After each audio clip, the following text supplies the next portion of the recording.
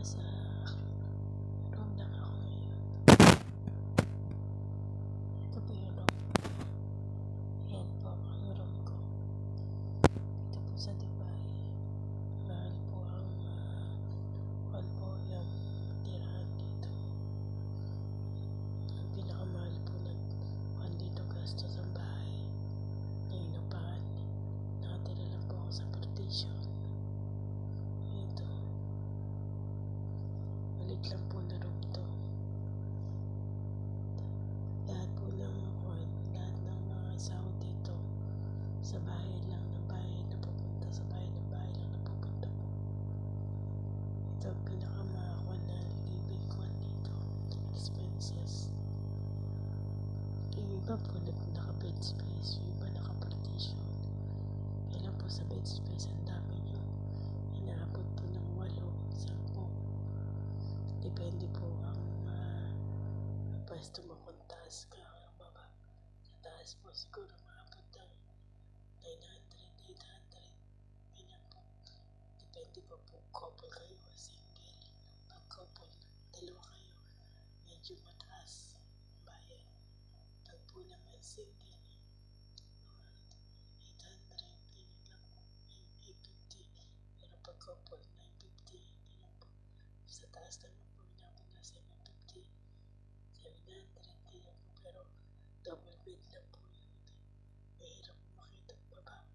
Hagdan mo lang hagdan na kahoy o minsan hagdan na ako lang po yung bakal. Mahirap din po matulog sa taas. Pero kung talagang gusto mo magtipid, doon na sa taas. Kaya lang, sakripisyo lang po ang dapat.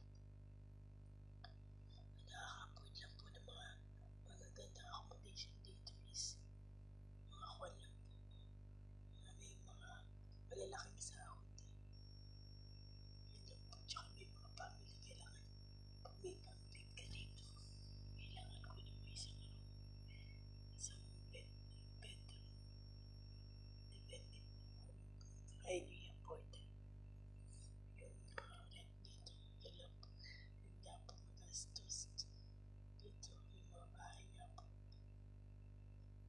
Depende po kung saan ka mo nakatira. Malapit sa mga part ng mga